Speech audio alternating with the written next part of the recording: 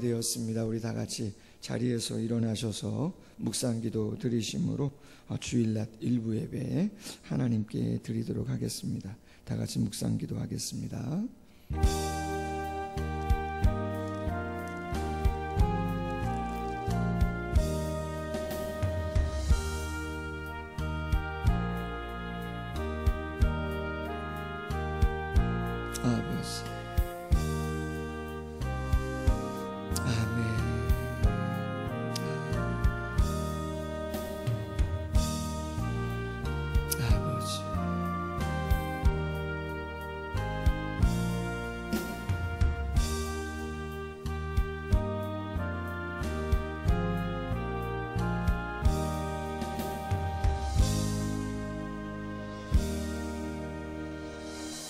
주께서는 제사를 기뻐하지 아니하시나니 그렇지 아니하면 내가 드렸을 것이라. 주는 번제를 기뻐하지 아니하시나이다. 하나님께서 구하시는 제사는 상한 심령이라. 하나님이여, 상하고 통회하는 마음을 주께서 멸시하지 아니하시리이다. 아멘. 찬송가 2장 찬양합니다.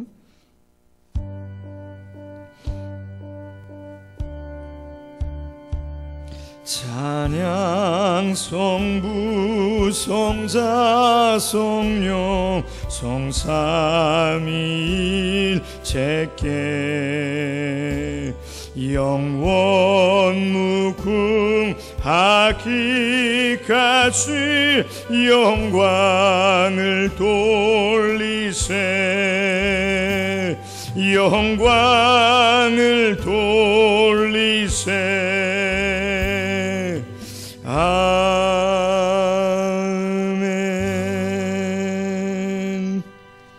교독문 18번 시편 31편 함께 교독하겠습니다. 교독문 18번입니다. 여호와여, 내가 주께 피하오니 나를 영원히 부끄럽게 하지 마시고 주의 공의로 나를 건지소서. 내게 귀를 기울여 속히 건지시고 내게 견고한 바위와 구원하는 산성이 되소서. 주는 나의 반석과 산성이시니 그러므로 주의 이름을 생각하셔서 나를 인도하시고 지도하소서. 그들이 나를 위하여 비밀 비친 그물에서 빼내소서. 주는 나의 산성이시니이다. 내가 나의 영을 주의 손에 부탁하나이다. 진리의 하나님 여호와여, 나를 속량하셨나이다. 내가 혹한한 거짓을 숭상하는 자들을 미워하고 여호와를 의지하나이다. 내가 주의 인자하심을 기뻐하며 즐거워할 것은 주께서 나의 고난을 보시고 환난 중에 있는데 영혼을 아셨으며 나를 원수의 수중에 거두지 마시하셨고 내 발을 넓은 곳에 세우셨음이니이다. 아멘. 다 같이 참회의 기도 드리겠습니다.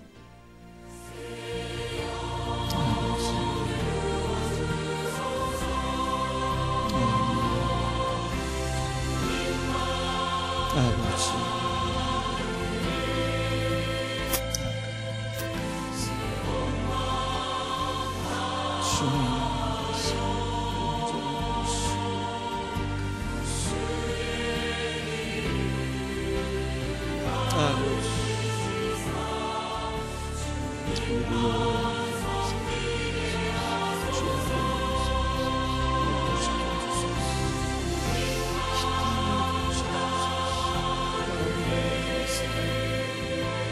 가장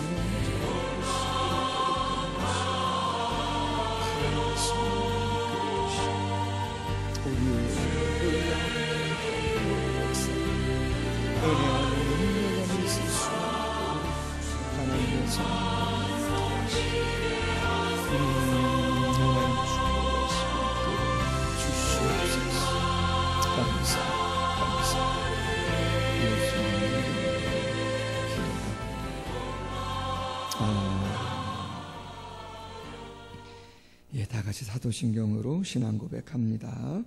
전능하사 천지를 만드신 하나님 아버지를 내가 믿사오며 그 외아들 우리 주 예수 그리스도를 믿사오니 이는 성령으로 잉태하사 동정녀 마리아에게 나시고 본디오 빌라도에게 고난을 받으사 십자가에 못 박혀 죽으시고 장사한 지 사흘 만에 죽은 자 가운데서 다시 살아나시며 하늘에 오르사 전능하신 하나님 우편에 앉아 계시다가 저리로서 산자와 죽은 자를 심판하러 오시리라. 성령을 믿사오며 거룩한 공회와 성도가 서로 교통하는 것과 죄를 사하여 주시는 것과 몸이 다시 사는 것과 영원히 사는 것을 믿사옵나이다. 아멘. 다 같이 자리에 앉으셔서 찬송가 312장 함께 찬양하겠습니다. 찬송가 312장입니다.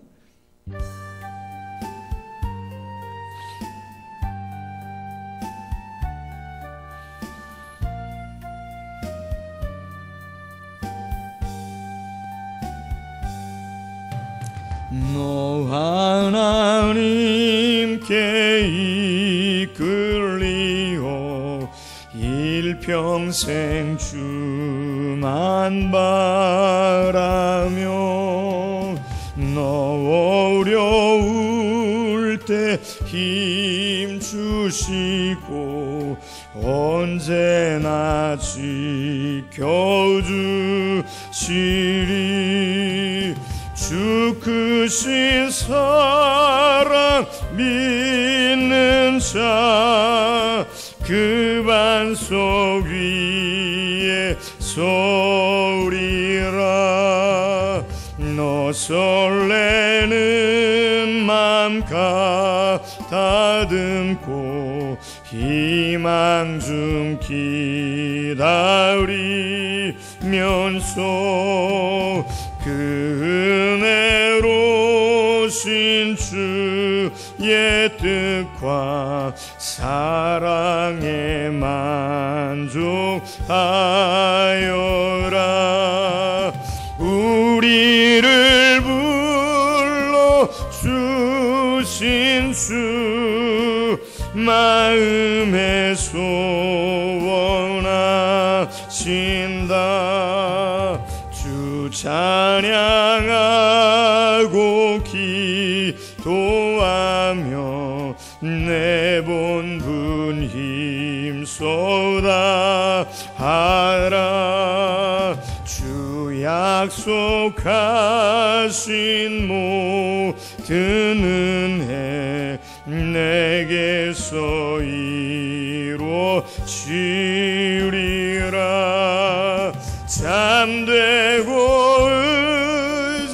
의지하는 자 주께서 기억하시리. 아멘. 예배를 위해서 고준석 강도사님 기도해 주시겠습니다.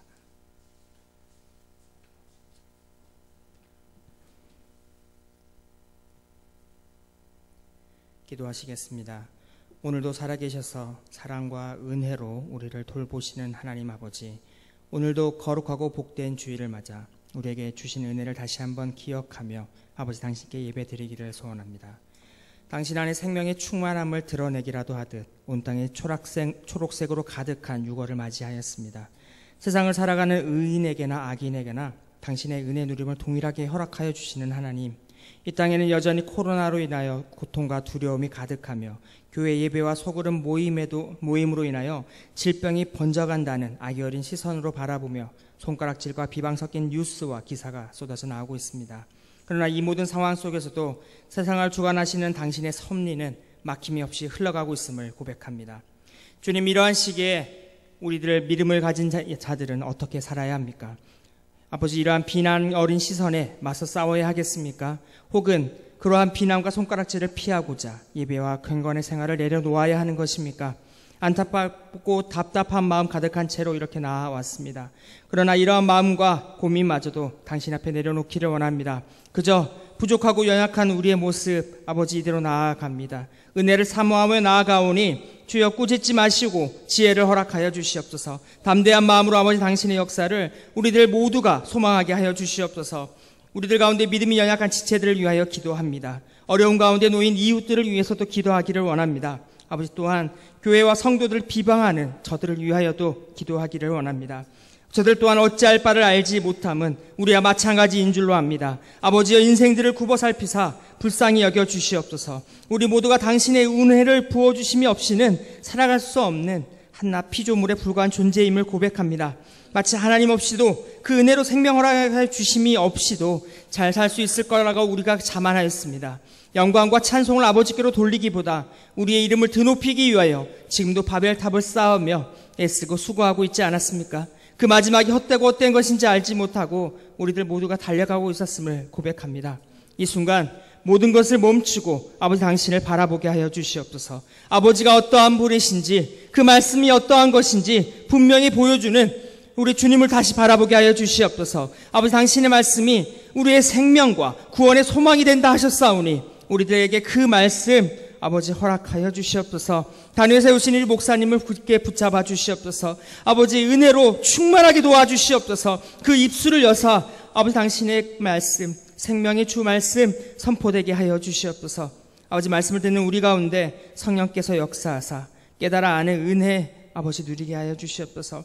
계속해서 기도 중에 있는 우리들 교회 모임들과 주일학교, 특히 여름 사역을 준비하는 아버지 이 모든 일 중에 주님 지혜를 더하여 주시옵소서. 세상의 기준과 두려움으로 그것이 아니라 말씀에 기초한 담대한 믿음으로 살아가며 아버지 맡겨진 이 역할들을 담당할 수 있는 당신의 복된 자녀들 다 되게 하여 주시옵소서.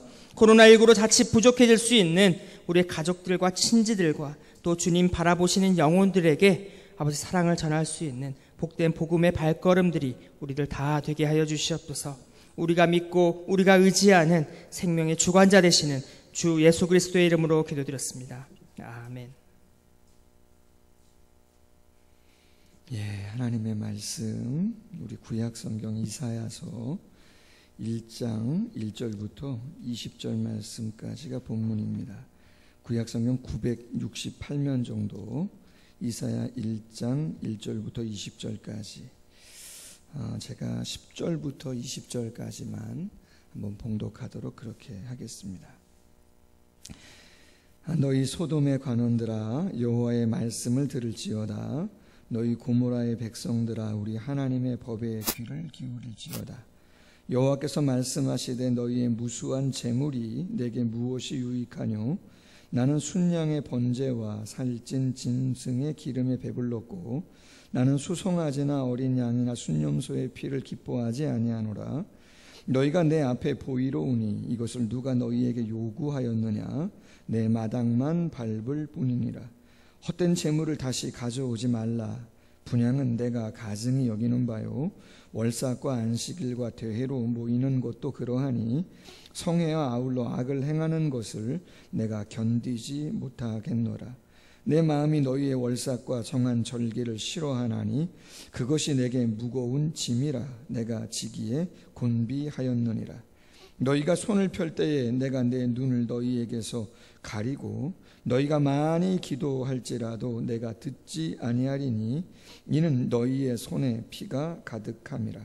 너희는 스스로 씻으며 스스로 깨끗하게 하여 내 목전에서 너희 악한 행실을 버리며 행악을 그치고 선행을 배우며 정의를 구하며 학대받는 자를 도와주며 고아를 위하여 신원하며 과부를 위하여 변호하라 하셨느니라. 여호와께서 말씀하시되 오라 우리가 서로 변론하자. 너희의 죄가 주홍 같을지라도 눈과 같이 희어질 것이요 진홍같이 붉을지라도 양털같이 희게 되리라. 너희가 즐겨 순종하면 땅의 아름다운 소산을 먹을 것이요 너희가 거절하여 배반하면 칼에 삼켜지리라. 여호와의 입의 말씀이니라. 아멘.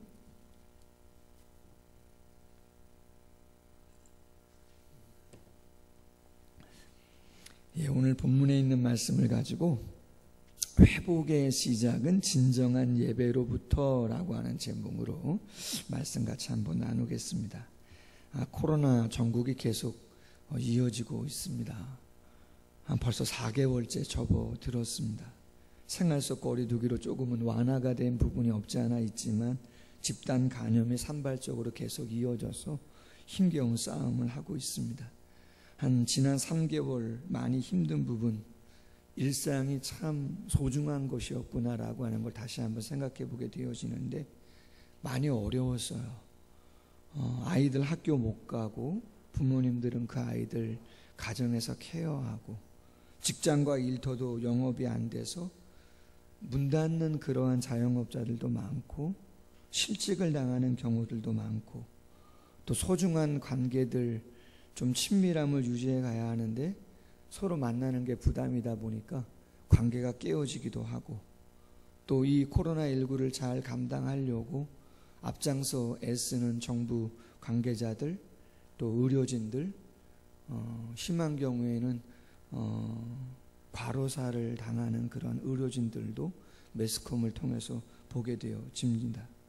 무엇보다 힘든 건 뭐냐면 언제 끝날지 정확히 기약이 없다 보니까 막막하고 암울한 분위기가 계속 이어지고 있다는 것이죠.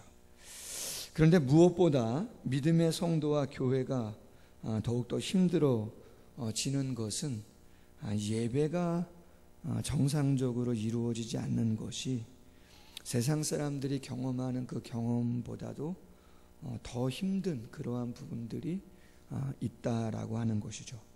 모여서 찬송하고 기도하고 식사를 통해서 교제하고 모임을 통해서 성경 공부를 하고 또 봉사도 하고 전도도 하고 본질적인 사역들을 교회가 감당하면서 가야 되는데 그 본질적인 사명조차 온전히 행하기가 두렵고 떨리는 그러한 모습들이 계속 되어지고 있다는 것이죠. 자, 그렇다면 이러한 상황을 신앙을 가진 성도 어떻게 바라봐야 하겠는가라고 하는 거예요.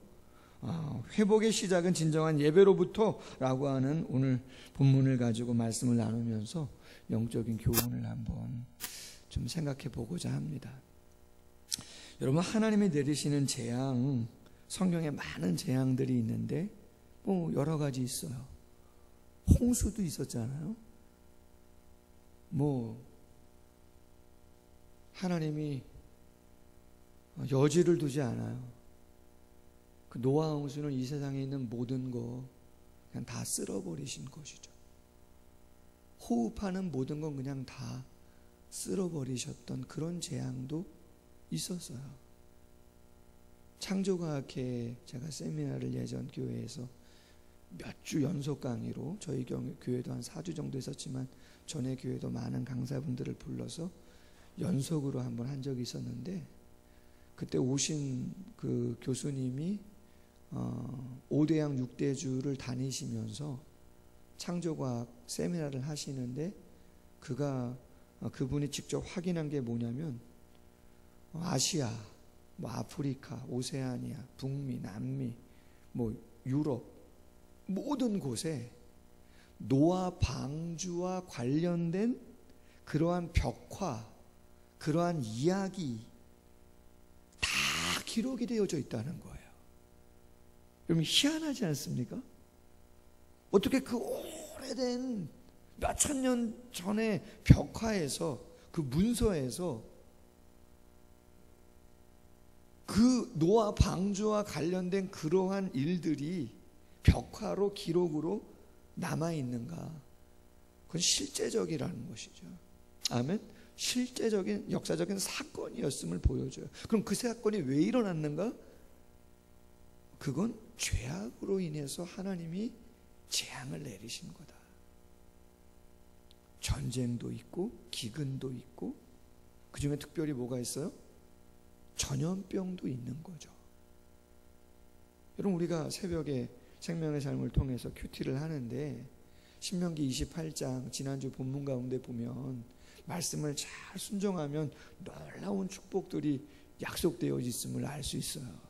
그러나 혹이라도 그 말씀을 순종하지 않으면 저주가 임하는 본문이 나와요. 그런데 그 많은 저주 가운데 특별히 눈에 띄는 강조되는 재앙 중에 어떤 재앙이냐면 전염병이 있는 것이죠. 신명기 28장 22절 이하에 보면 여호와께서 폐병과 열병과 염증과 학질과 한재와 풍재와 썩는 재앙으로 너희를 치리니 이렇게 돼 있어요. 폐병, 폐결핵입니다. 열병, 말라리아가 아닐까? 염증, 고열의 피부병, 학질, 히브리어로 하라트라고 하는 단어인데 몸을 태운 듯한 열병을 말하는 거예요. 너무 열이 많아가지고 몸이 다 탈 것 같은 그러한 열병을 하나님께서 전염병으로 그 말씀에 순종하지 않을 때 내리신다라고 하는 거예요. 주목할 것은 신명기 28장 61절에 보면 이 율법책에 기록하지 아니한 모든 질병과 모든 재앙을 내가 멸망하기까지 여호와께서 내게 내리실 것이니 그렇게 되어 있어요. 우리가 경험해 보지 못한 율법에 기록되지 않은 수많은 질병이 있다라고 하는 것이죠. 근데 그 질병을 하나님께서 사스가 되었던 메르스가 되었던 코로나가 되었던 하나님은 징계의 도구로 사용하실 수 있다라고 그렇게 말씀하시고 있는 거예요. 그러므로 해서 당하는 고통은 뭡니까? 신명기 28장 65절 이하에 보니까 평안함을 얻지 못한다. 내 발바닥이 쉴 곳도 얻지 못한다. 무슨 의미예요? 여기 가도 불안, 저기 가도 불안. 집에 있어도 여러분 평안합니까? 아니요. 나갔다 온 아들 녀석이, 직장에 다녀온 남편이 예배를 드려도 성도님 중에 혹시라도, 여러분 어제 그제 지난주에 발생되었던 매스컴을 탔던 교회에 감염된 교회가 저하고 아주 가까워요. 왜냐? 수원 동부교회는 저희 노회에 소속된 교회입니다. 400명 정도 모이는 교회가 쿠팡 관련 전염된 교회이잖아요. 모녀가 쿠팡 그 사람들을 통해서 전염이 됐고 예배에 참석해서 큰나무교회 매스컴 통해서 10명 확진이죠. 목사님, 사모님, 큰아들. 거기 자녀가 4명인가 5명이에요. 신학교 동기입니다. 이근배 선교사 후원하잖아요. 저희가 같이 후원하는 마체베트 그 선교회 목사님이세요. 거기는 왜 무엇 때문에 코로나가 시작됐는지도 몰라요. 그런데 매스컴을 지금 막 타고 있잖아요. 누가 왜 코로나로 인해서 어려움을 당하는지도 몰라요. 밝혀지지도 않았어요. 지금도 무증상자가 있어요, 없어요? 수도 없어요. 네가 발바닥으로 쉴 곳 얻을 수 있느냐? 없다는 것이죠. 안전한 곳, 백악관, 청와대? 아니요. 아무것도 안전한 곳 없다. 네 마음 떨게 할 것이고 눈은 쇠하게 하고 정신은 산란하게 할 것이며 내 생명이 위험에 처하고 주야로 두려워하여 내 생명을 확신할 수 없을 것이다. 여러분 코로나 그 확진 받은 분들 이야기를 들어보면은 너무 아프답니다. 여러분 들어보셨습니까? 확진자의 고통을. 뭐 젊은 사람들은 괜찮고 뭐 하지만 그 고통은 여기 뭐 저는 경험해 보지 않았지만 그 산통, 아이를 출산할 때 겪는 그 고통보다도 더 아픈 그러한 진통이 확진자의 고통이기도 한다고 합니다. 그래서 아침에는 이르기를 저녁이 빨리 됐으면 좋겠다. 저녁이 되면 빨리 아침이 됐으면 좋겠다 하리라. 전염병의 공포가 어느 정도인가 이야기하죠. 그런데 말이죠, 성도에게는 이러한 전염병보다 더 큰 재앙의 아픔이 본질적으로 있는 거예요. 그게 뭐냐? 오늘 나누려고 하는 주제죠. 예배를 예배답게 드리지 못하는 고통이에요. 그럼 예배를 드리지 못한다는 것은 어떤 의미냐? 그냥 정해진 시간, 정해진 장소에 우리가 와서 예배를 못하는, 예배당에 못 나오는 것, 그것을 이야기하는 것인가? 그것이 아닌 거죠. 성경이 이야기하는 것은 그게 아니고, 하나님이 우리가 예배당에 나와서 예배를 드려도 하나님이 그 예배를 어떻게 하시는 거예요? 받지 않는다는 얘기인 거죠. 우리가 찬송을 하고 기도를 해도 하나님이 귀를 닫으시고 눈을 돌리셔서 우리의 손을 펴고 간절하게 기도하는, 찬양하는 그 모든 걸 하나님이 예배로 인정하지 않으시고 받지 않겠다, 그렇게 말씀하시는 거예요. 그러한 때가 있을 수 있다, 그렇게 이야기하는 것이죠. 전쟁 때도 예배했는데 지금은 예배를 쉬운 적도 있고 앞으로도 어떻게 될지 모르는 것이죠. 어떻게 아무것도 제대로 하지 못하는 이런 상황까지 오게 됐는가? 저는 한번 생각해보고 기도 제목 삼고자 하는 거죠. 과연 이러한 상황이 전혀 하나님의 의도와 상관이 없이 되어질 수 있는 것인가? 세상 사람들은 그렇게 생각할 수 있고, 하나님에 대해서, 존재에 대해서, 신앙에 대해서, 믿음에 대해서, 말씀에 대해서 전혀 인정하지 않는다 할지라도 한평생을, 우리의 젊음을, 우리의 귀한 것들을 하나님께 드리며 미래를 소망하는 저희들이 과연 이러한 상황이 하나님의 의도와 절대 관계없이 일어날 수 있는가? 아니죠. 성경에는 이보다 훨씬 더 엄청난 재앙이 성경 속에 내려졌던 것임을 우리는 알 수 있죠. 성경은 세상의 죄악으로 인해서 하나님의 재앙이 내리는 것보다 본질적으로 누구 때문에 재앙이 내리는 게 더 많아요? 그렇죠. 하나님이 창조하시고 목적과 사명을 통해 은혜로 구원을 주셨지만 온전한 사명과 목적을 감당하기 위한 부르신 저희들이 그 하나님에 대한 경외심과 사명을 망각하고 온전한 예배, 삶으로서의 예배, 주일날 1시간 아니잖아요. 중요한 시간이지만 예배는 주일 1시간 3가동 280-2번지 4번지 이곳에서만이 아니라 한 주간 동안 가정, 직장, 모든 곳에서, 할렐루야, 하나님이 원하시는 사명이 뭔가, 나를 부르시고 인도하시는 목적이 뭔가, 내가 어떻게 달려가야 되겠는가, 무엇을 변화를 이루어가야 되겠는가라고 하는 고민으로 살아가는, 두렵고 떨림으로 살아가는 그 애씀이 있어야 그것이 하나님이 원하시는 삶이지, 그렇지 않다면 우리가 여기서 예배하는 예배의 진정한 의미가 무엇이 있을 수 있겠나? 1시간 예배와 가정과 직장에서의 모습이 전혀 관련이 없다면 하나님은 그것 안타까워 하신다라고 하는 것이죠. 지금의 상황과 성경의 상황 중에 가장 밀접하게 한번 연관시켜서 볼 수 있는 본문이 오늘 본문입니다. 이사야서는 오늘 1장 1절에 이사야가 하나님께 예언을 받아 말씀한 내용인데, 이사야는 우시야 왕이 죽던 해부터 히스기야 왕 때까지 한 4대에 걸쳐서 사역을 했던, 기원전 8세기 약 60년간 사역을 감당했던 남유다의 선지자입니다. 시대적인 상황은 어떤가? 급부상한 민족이 있는데 아수르입니다. 아주 호전적이죠. 아주 강팍한 사람들. 아람을 멸망시켰어요.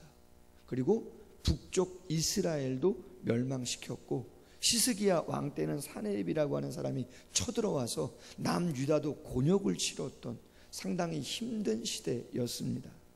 뿐만 아니라 종교적으로도 보면 우시야 왕이 왜 죽었는가? 그가 하나님께 잘못을 해가지고 문둥병에 걸려서 죽은 거죠. 근데 하나님께서 그 해에 이사야를 불러서 선지자의 사명을 감당하게 하신 것이에요.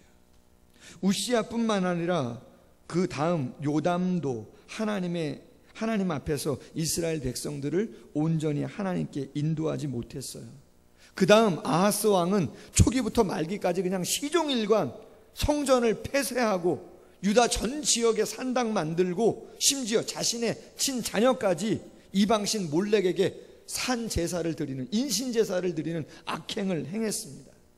그나마 히스기야가 종교개혁을 일으키려고 참으로 애를 썼지만 그의 아들 므낫세가 그 아버지의 모든 공을 다 헛것으로 만들고 50년이 넘는 시간 남과 북 통일해서 가장 악한 그런 악행을 저지르는 그런 악행을 자행했죠.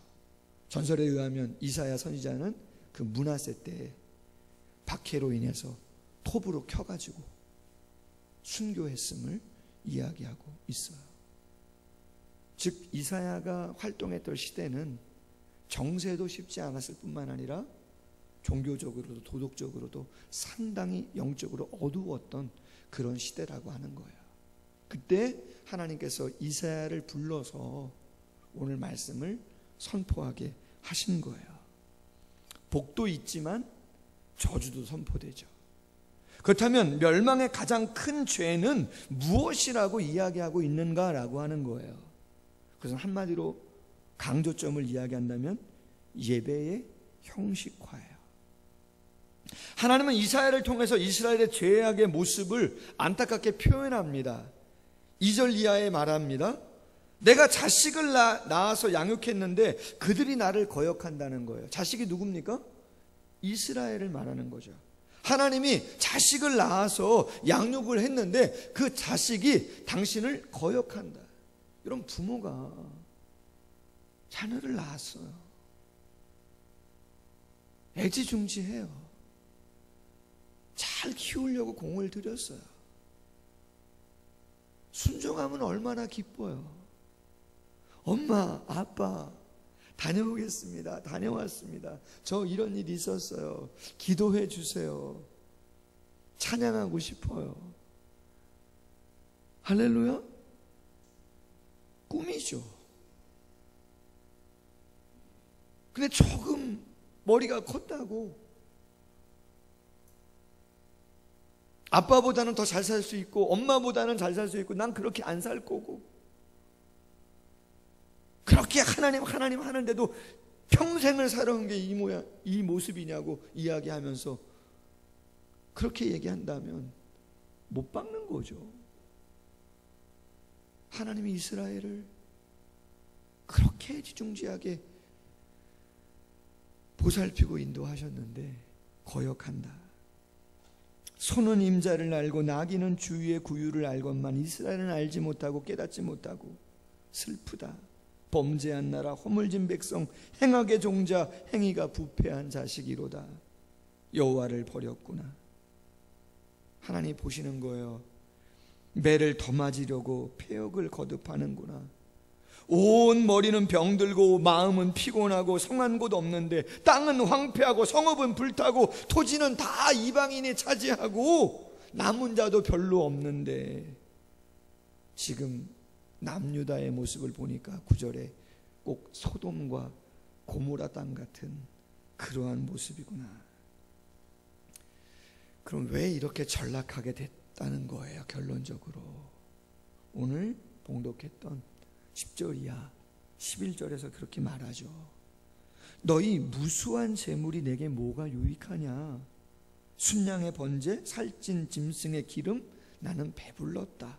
수송아지, 어린 양, 순염소, 피를 기뻐하지 않는다. 12절이 중요하죠. 내 앞에 보이러 오니 누가 너희에게 요구했느냐? 그냥 마당만 밟을 뿐이다. 헛된 재물 다시는 가져오지 마라. 분양 가증하다. 견디지 못하겠다. 무거운 짐이다. 지기에 곤비하다.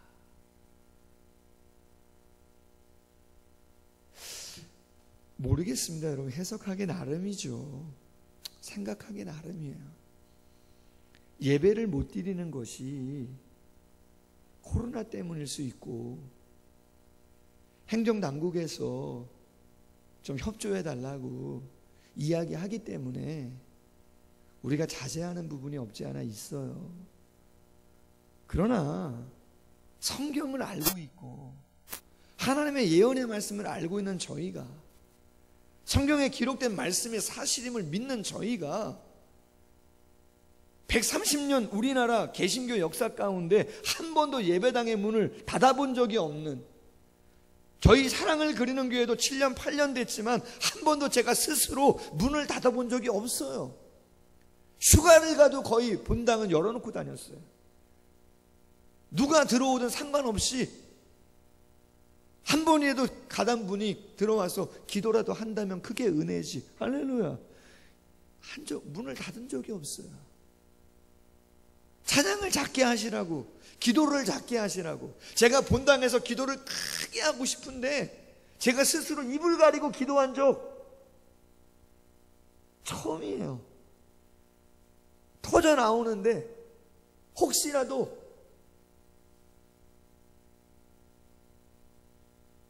그럼 왜 이렇게 된 건가?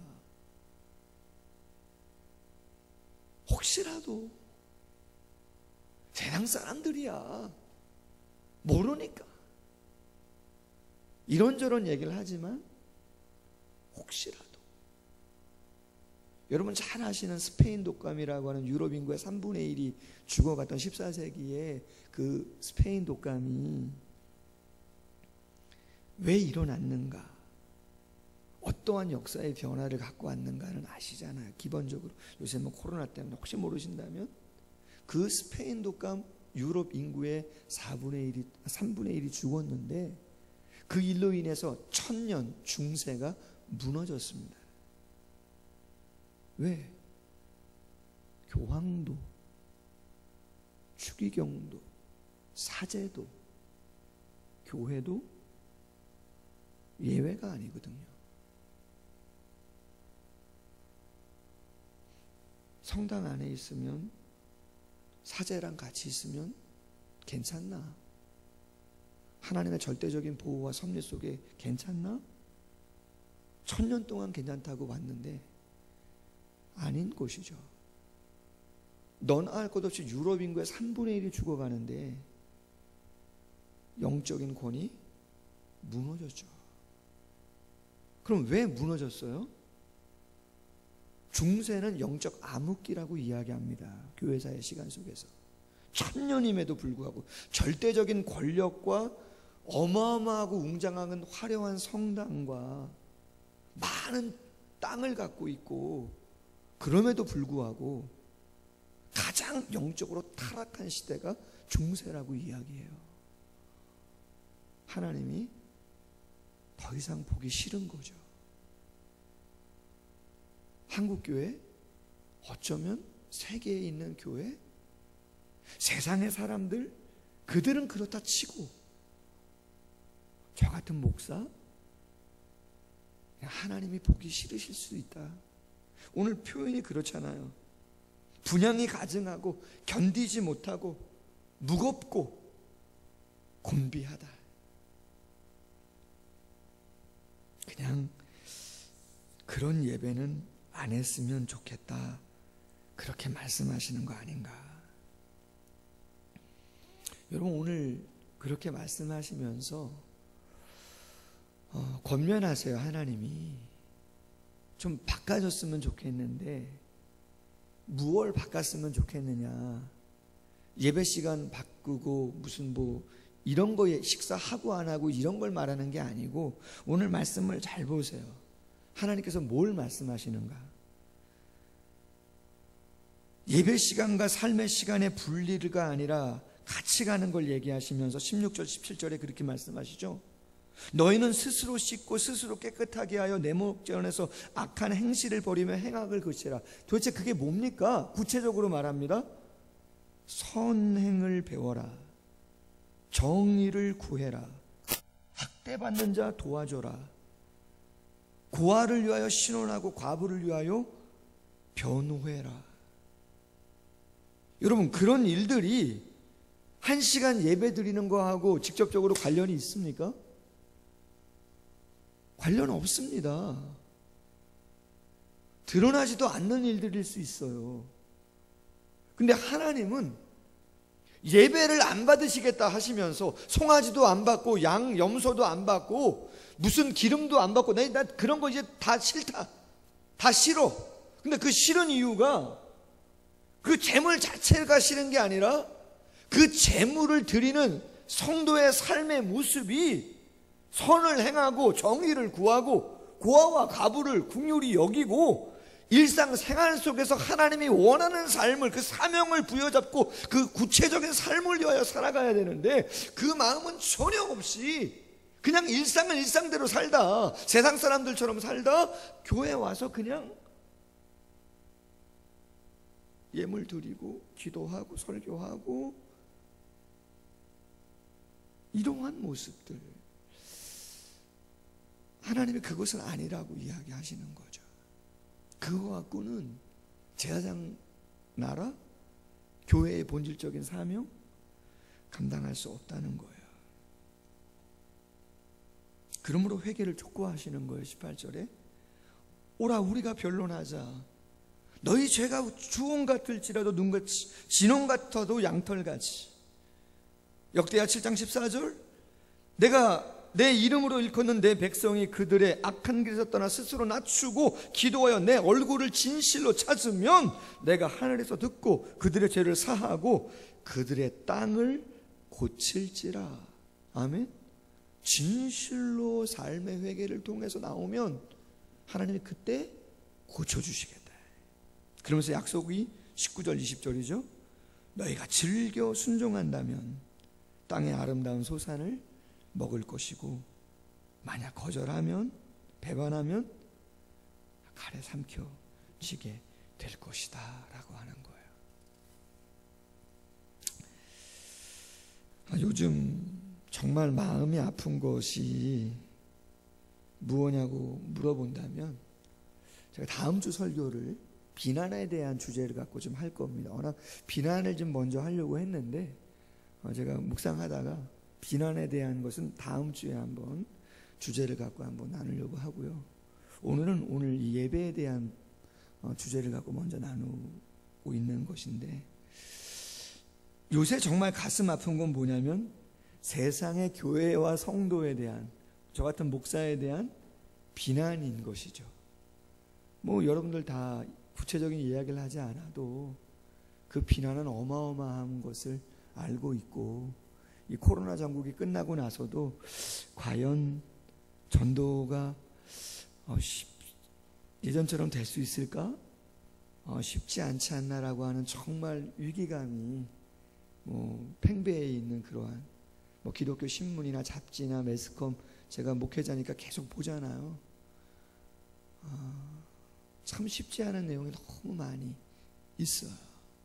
돌파구도 찾고 애써야 된다, 또 반전의 기회로 삼고, 또 교회 자체도 정화하고 좋은 얘기들도 많지만 현실은 역시 상당히 쉽지 않아요. 자, 그렇다면 어째서 이 같은 비난을 우리가 받게 됐는가라고 하는 거죠. 세상 사람들이 볼 때 우리가 전도를 적게 하거나 기도를 적게 하거나 무슨 교제를 우리끼리 등한히 하거나 그런 것 때문에 세상 사람들이 우리를 비난하겠습니까? 그런 거 아니죠. 세습이라든가 성적인 문제라든가 재정에 투명하지 못한 부분이라든가 여러 가지 교회 안에 많은 다툼이라든가, 그렇죠? 어떤 직분을 명예로 알고 수많은 여러 가지. 세상이 보기에 교회가 세상보다 더 나은 것이 있으면 아마 안타까워했을 거예요. 그러나 지금 그런 상황이 아니죠. 제가 설교를 준비하면서 시골교회 형님교회를 한번 생각해 봤어요. 벌써 개척을 하신 지가 꽤 오래됐죠. 30년도 더 된 것 같아요. 26살에 결혼하고 신학교 다닐 때 개척교회 했으니까 지금 60 한갑 지났잖아요. 작년인가 언제 회갑 하셨는데 둘째 형님이 벌써 30년이 훌쩍 지났어요. 근데 개척하시고 한 10년 정도 됐을 때 그 농촌 지역인데 농가 주택을 개량하는 사업을 농협에서 융자를 내줘가지고 해주게 됐어요. 처음에 형님 목사님이 그곳에 개척했을 때는 화장실이 푸세식 화장실이었어요. 그리고 물도 개울에서 떠다가 드시는 아주 열악한 상황이었습니다. 한 30수년 전에 비포장 하루에 5번 정도 버스 들어오는 아주 산골이었어요. 그런데 2년 동안은 전도도 안 됐어요. 성도 한 명도 없었고, 그 교회를 지었던 분이 너무 이분이 막 앞잡이 노릇을 하고 6.25 때 일제시대 때 그래가지고 막 술 고주망태기로 드시는 분이고, 교회는 거기도 안 나와요. 집기만 하고 서울 큰 교회 갔다 오고 막 저녁 때 막차 타고 오면 갈지자로 막 술 채가지고 다니는 분인데, 무슨 머린 또 비상해요. 교회를 지어놨는데 젊은 목회자가 왔으니까 무슨 꿍꿍이 속인가 해가지고 2년 동안 성도가 한 명도 없었어요. 저는 91년, 92년 만 2년 동안 거기서 교육자 생활을 했었었는데요. 그 속 얘기를 다 들었죠. 그런데 요는 시간이 지나고 나서 전혀 다른 모르는 분들이구나, 이분이 지은 분하고 형님이. 그래서 그 사모님은 그 놀이방 같은 거, 공부방이죠, 이런 거 무료로 해주시고, 형님은 뭐 농사 짓는 거니까 뭐 고칠 거 있으면 고쳐주시고 뭐 이러면서 사역을 감당했어요. 요는 10년 됐을 때 성도님들이 한 10여 명 넘게 이제 출석하고 뭐 이렇게 됐어요. 근데 농가주택을 개량하는데, 솔직히 교회는 농가가 아니잖아요. 농사를 짓는 그러한 농가주택은 아니잖아요. 쉽게 말하면 조합원 뭐 이런 건 아니잖아요. 목사가 무슨 조합원이에요. 목사는 목사지. 근데 그 동네 이장님하고 새마을 지도자가 있습니다. 그 당시에는, 지금도 있는지 모르겠는데, 그분들이 추천을 했습니다. 추천을 20가구, 17가구인가 20가구가 해당되어지는 건데, 이 교회는 우리 동네에 들어와서 공이 많다, 많은 걸 도와주고 애써서 조합원은 아니지만 추천해서 융자를 받을 수 있도록 해줘야 된다. 할렐루야. 그래가지고 이장님하고 새마을 지도자 되시는 분하고 추천을 해서 17가정으로 제가 기억하는 것 같아요. 17가정이 농협에서 융자를 받을 수 있도록 추천을 해서 받게끔 된 거예요. 그래서 그 우리 교회 절반도 안 되는 크기의 그 교회 허물고 거기다가 30평 벽돌로 그것을 건축할 수가 있었던 것이죠. 그리고 조금 더 부흥해서 15년 됐을 때 2층에다가 또 건물을 더 올릴 수가 있었던 거예요. 여러분, 제가 설교를 준비하면서 생각을 해봤어요.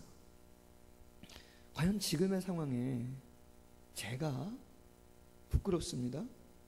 만약 무엇인가를 했을 때 통장님이나 누가 저를 추천해서 다른 데는 몰라도 사랑을 그리는 교회만큼은 꼭 해주셔야 된다.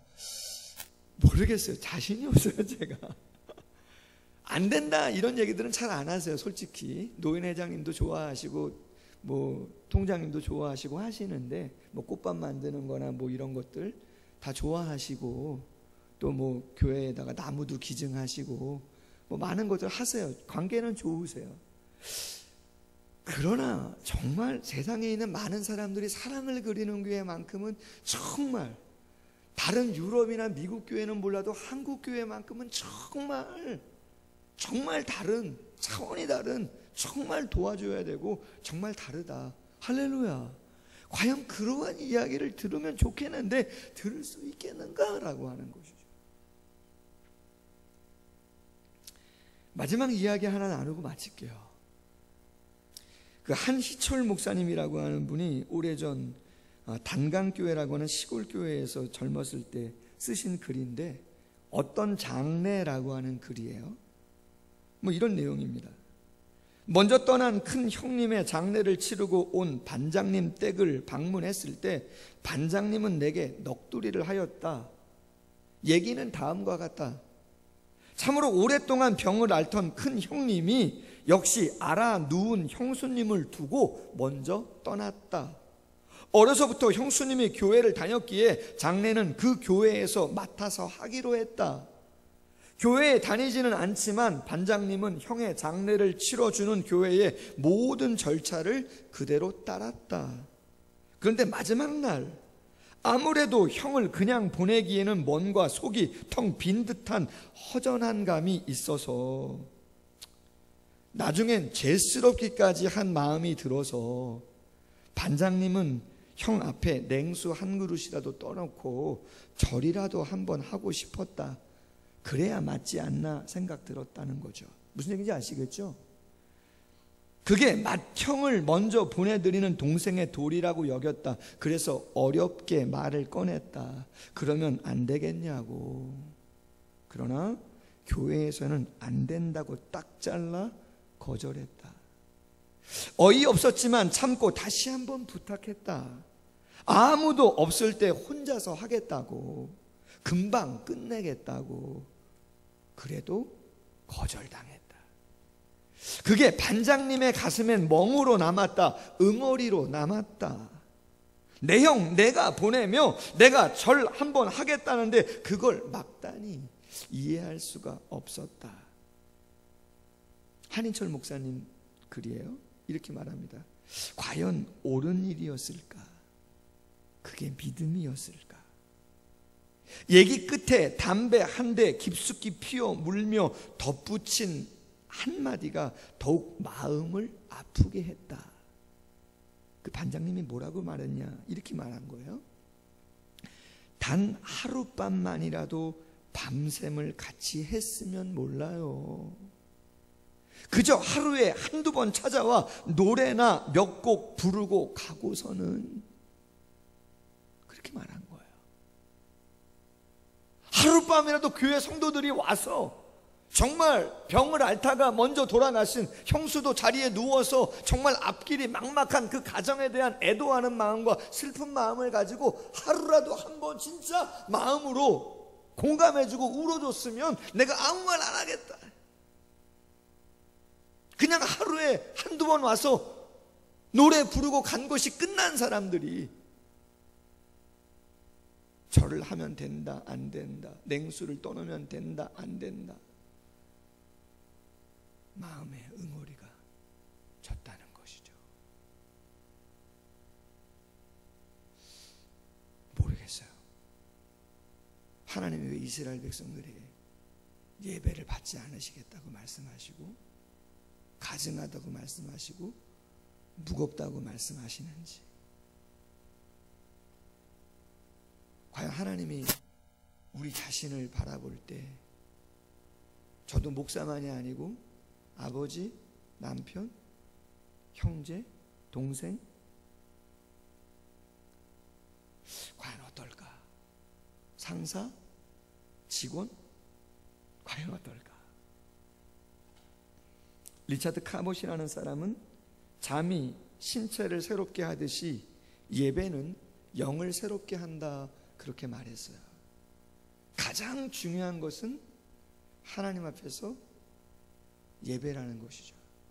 그 예배는 절대 예배당에서의 한 시간이 아니라 이 시간과 아울러 일주일 모든 곳.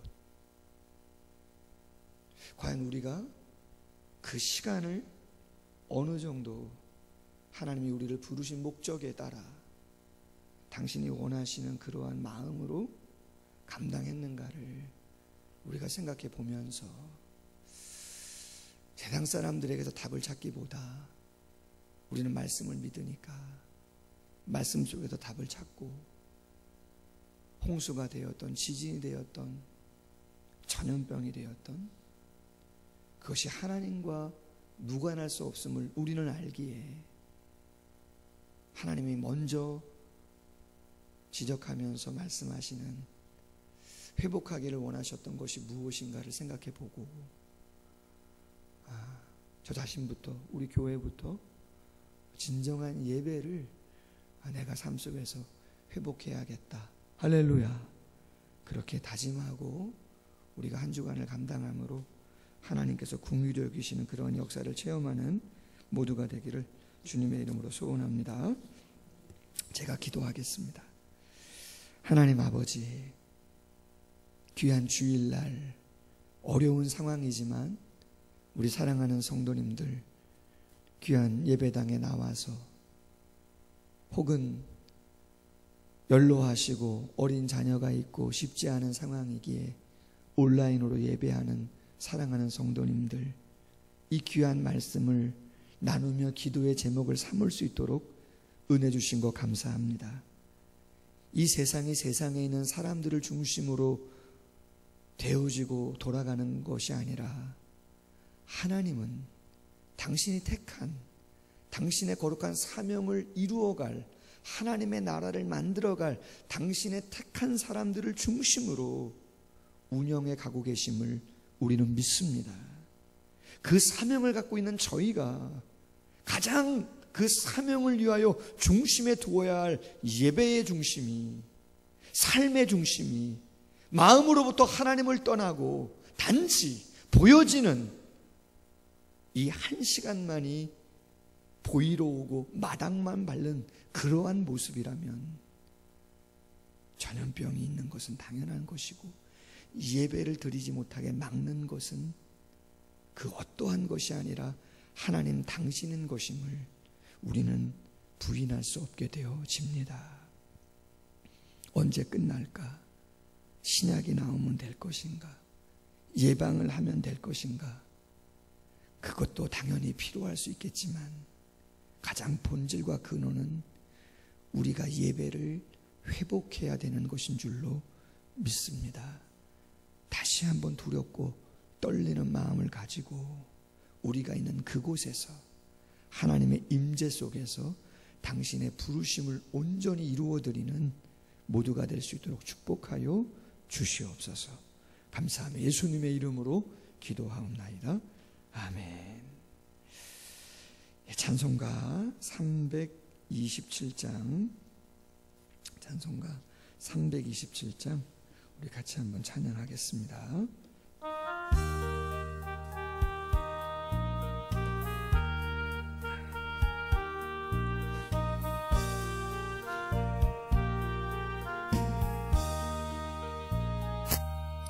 주님 주실 화평 믿음 얻기 위해 너는 정성껏 기도해나.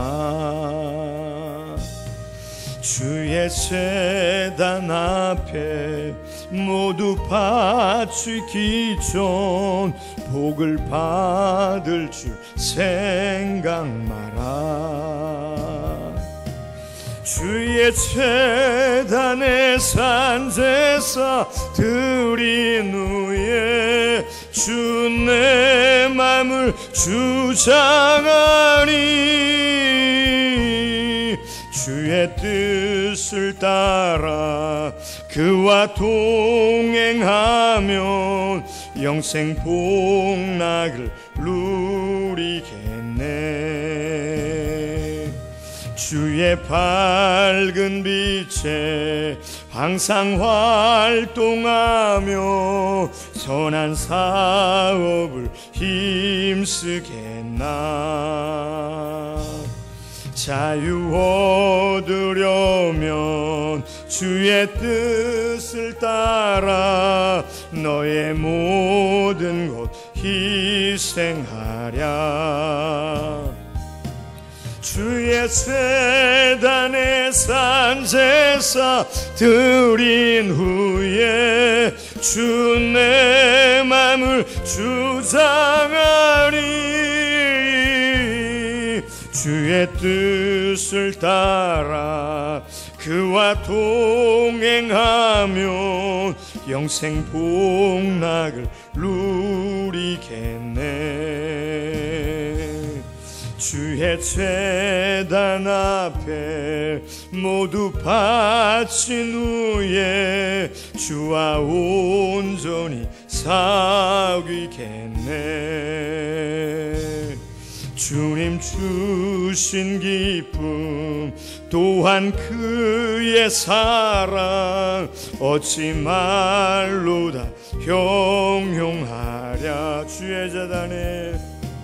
주의 제단에 산제사 드린 후에 주 내 맘을 주장하니 주의 뜻을 따라 그와 동행하면 영생 복락을 누리겠네. 아멘. 다 같이 자리에서 잠시 일어나셔서 봉헌송 50장 3절만 함께 찬양하겠습니다.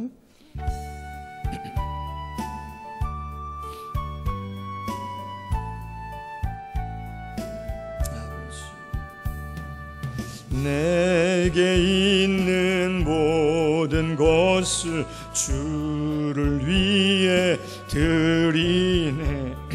주의 성령 충만하게 내게 내려주소서. 주께 드리네, 주께 드리네.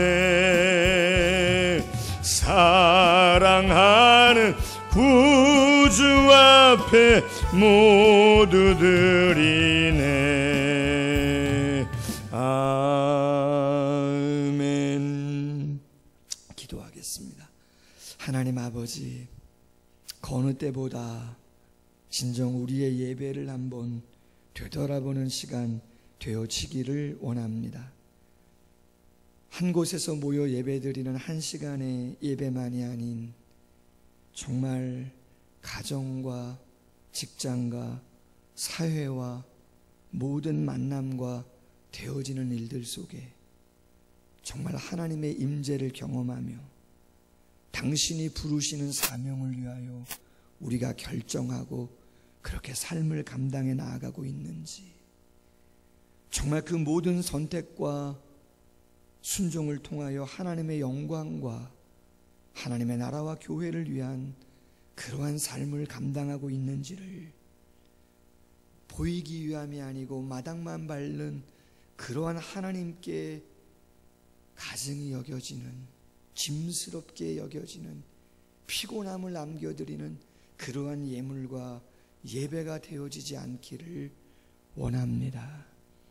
다시 한번 잘 성찰하는 계기의 시간들이 되어지게 하시고, 조금 더 애쓸 수 있는 것들이 있다면 교회가 조금 더 본을 보이며 애쓸 수 있도록 도와주셔서 신뢰를 회복하고 비난이 아닌 존경과 신뢰를 다시 한번 회복해 갈 수 있도록 우리 모두가 먼저 애쓸 수 있도록 함께하여 주옵소서. 진실로 다윗이 고백한 것처럼 하나님이 원하시는 제사는 상한 심령이라 통회하는 마음을 하나님께서 멸시치 아니한다고 말씀하여 주셨사오니, 예물 속에 우리의 진정한 마음이 담기고 결단과 위탁이 담겨 하나님의 능력과 역사를 체험하는 아름다운 예물 될 수 있도록 함께하여 주시옵소서. 감사하며 예수님의 이름으로 기도하옵나이다. 아멘. 예, 다 같이 자리에 앉으셔서 귀에 소식 나누겠습니다.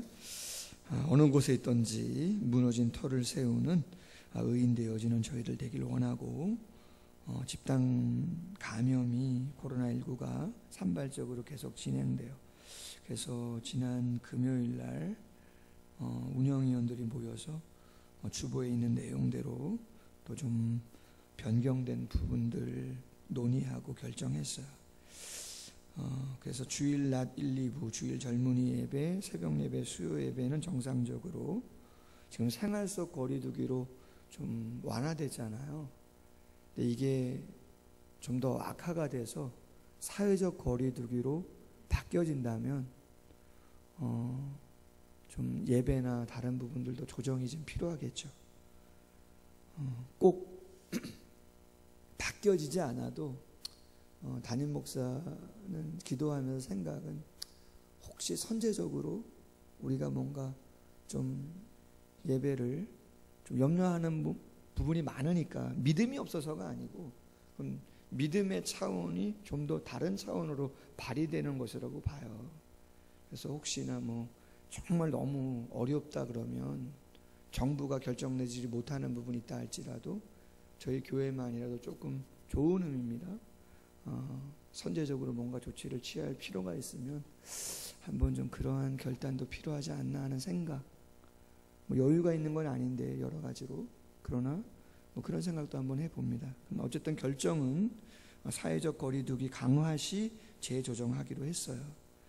금요기도는 6월 26일부터 재개하기로 했고, 주일 낮예배는 온라인 오프라인 14일 다음 주일까지, 설교 녹화는 일부 예배를 녹화해서 제공하기로, 예배 인원은 30명 제한하는 건 계속, 주일학교 예배는 워낙 이번 주부터 식사 시작하면서 하려고 했는데 2주를 더 늦춰서 6월 21일부터 그동안은 예배와 신앙교육자로 지금처럼 계속 제공하고요.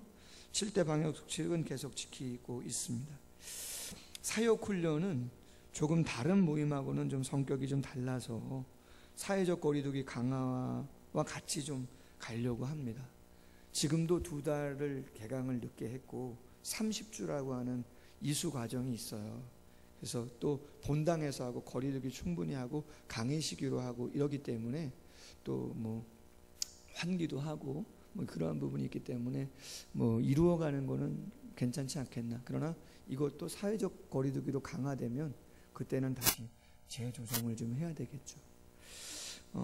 세가도 성경 공부는 다음 주부터, 이건 식사 안 하고 짧게 끝나는 거니까 오후가 아니고, 그래서 세가도 성경 공부 아직 수료를 못한 분들이 계셔서 요 분들을 수료는 좀 해드리는 게 낫겠다. 그래야 앞으로 또 뭐 활동하시고 하실 수 있으니까. 그래서 세가독 성경 공부는 다음 주부터 좀 하려고 합니다. 식사 관계없이. 주일 식사, 주일 큐티 나는 방, 성장반은 몇 주가 아니고 코로나19 상황이 호전될 때까지 잠정 연기하는 것으로 그렇게 결정을 했고, 전도 활동은 7월달 재개하는 것으로 그렇게 했습니다. 6월 21일 주일 예정이던 2호 전도 헌신 예배는 잠정 연기고요. 여름 성경학교 준비를 위한 교육자 부서장 모임이 2분 안예배 후에 본당에서 있습니다. 6월 달부터 이제 강습회가 시작되고 준비해야 되는데 쉽지가 않은 상황이에요.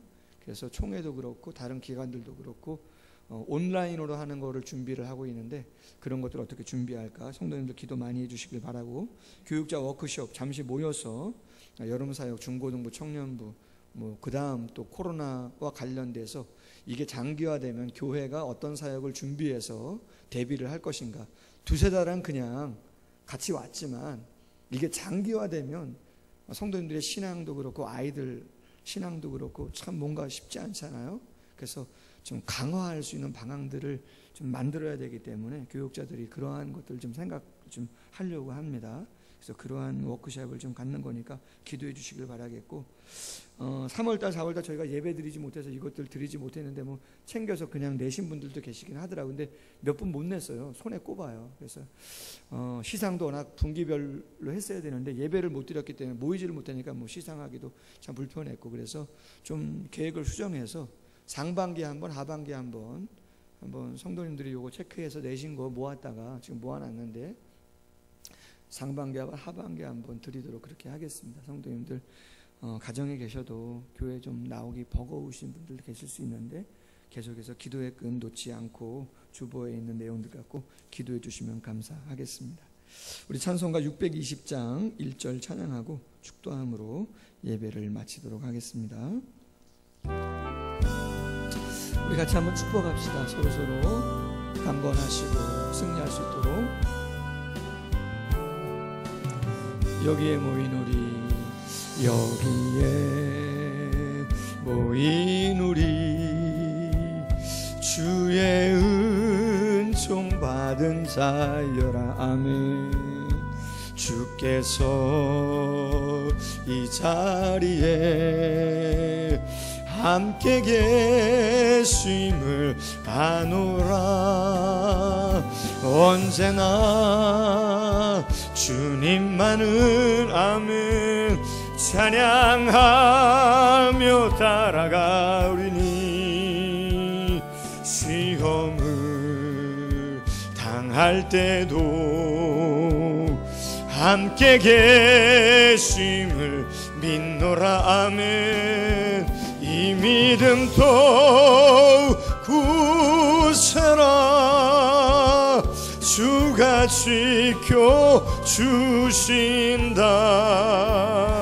어두운 밤에도 주의 밝은 빛 인도하여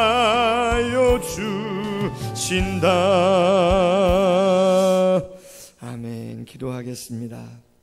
이제는 주 예수 그리스도의 크신 은혜와 하나님 아버지의 극진하신 사랑하심과 성령의 교통하심이 어려운 때를 보내면서 그럼에도 불구하고 회복을 예배로부터 시작하기를 원하는 사랑하는 성도님들의 머리머리 위에 앞날 위에 이제로부터 영원토록 항상 함께 있을지어다. 아멘.